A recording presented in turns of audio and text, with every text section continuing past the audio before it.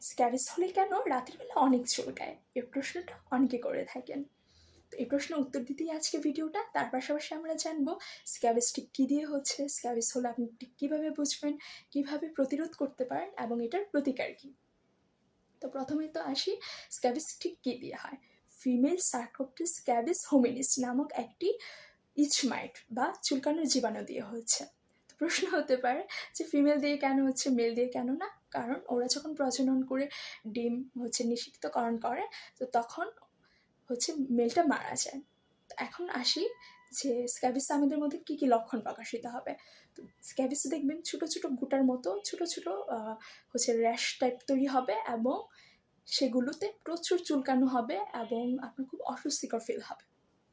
এখন কথা হচ্ছে কোথায় কোথায় এরকম গোটা হবে। বেসিক্যালি আপনার এই যে হাতের যে চিপায় বা আঙুলের ভাঁজে, তারপর আপনার গোপনাঙ্গে, তারপর পেটে, পিঠে, কোমরে, পায়ে, তারপর আপনার এই যে হাতের এই যে এখানে, তার পাশাপাশি আপনার বেল্ট যেখানে বাঁধেন সেখানে। এখন চলুন উত্তর দেওয়া যাক যে রাতের বেলা কেন বেশি চুলকায়। তো বেসিক্যালি ওরা কি করে যে জীবাণুটা ওরা একটা গর্ত তৈরি করে আমাদের স্কিনে। তো গর্তটাতে ওরা লুকিয়ে থাকে। তো যখন রাতের বেলা আমরা কোথাও একটা জায়গায় বসে থাকি, তো তখন ওরাই সেই গর্ত থেকে বের হয়ে আসে এবং স্ক্রিনে থাবার মতো যে এরকম বসে থাকে এবং একটা চুলকানো সেন্সেশন অনুভূত হয়। দিনের বেলা আমরা কাজকর্ম করতে থাকি, তাই এতটা বুঝতে পারি না। তো এখন চলুন জেনে নেওয়া যাক যে স্ক্যাবিস হলে আমরা ঠিক কীভাবে প্রতিকার করব।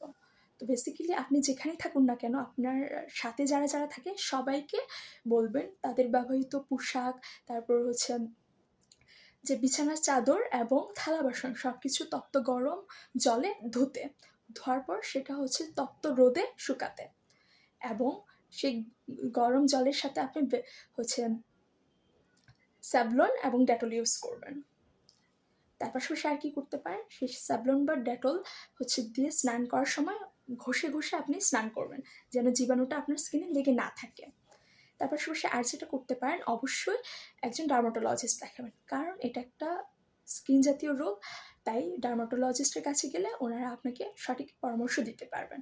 তো ডার্মাটোলজিস্ট আপনাকে 2 ধরনের ওষুধ দেবে, একটা মুখে খাওয়ার, আর একটা যে স্কিনে ব্যবহার করার। স্কিনে ব্যবহার করার জন্য আপনাকে লোশন বা একটা জেল বা ক্রিম দিবে, আর মুখে খাওয়ার জন্য একটা ওষুধ যেটাকে ইভারমেকটিন টাইপের একটা ওষুধ দিবে, অথবা যেটা আপনি ইউজ করবেন স্কিনে মাখবেন সেটা পারমেথ্রিন টাইপের একটা লোশন দেওয়া হবে। তো সেটা কীভাবে ব্যবহার করবেন, সেটা ধরুন আপনার গলা থেকে স্টার্ট করে পায়ের টো পর্যন্ত আপনি পুরোটা জায়গায় ভালো করে সেই লোশনটা বা ক্রিমটা মেখে নেবেন। মেখে 14 থেকে 16 ঘন্টা রাখবেন। রেখে আবার গরম জল দিয়ে স্নান করবেন, যা পোশাক পরেছেন সেগুলো ধোবেন, রোদে শুকাবেন। ধরুন প্রথম দিন ব্যবহার করার পর কমলো না, সেক্ষেত্রে পরের দিন আবার সেমভাবে ব্যবহার করবেন। তারপর যদি না কমে তাহলে 1 সপ্তাহ পর। তো এভাবে পরিবারে যতজন আছেন সবাই ব্যবহার করবেন, কারণ যদি আপনার হয়ে আছে এখন বাকিরা কেউ ইউজ করছে না, তাহলে দেখা যাবে আপনার মাধ্যমে তাদের হওয়ার সম্ভাবনা আছে। এখন প্রতিরোধ কীভাবে করতে পারি?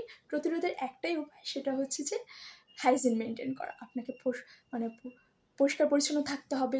অনেক জনবসতিপূর্ণ এলাকায় থাকা যাবে না, বা যদিও থাকেন হোস্টেলে অনেকেই আমরা থাকি, সেক্ষেত্রে আপনার যে পোশাক সবসময় চেষ্টা করবেন রোদে শুকাতে বা হাইজিন মেনটেন করতে।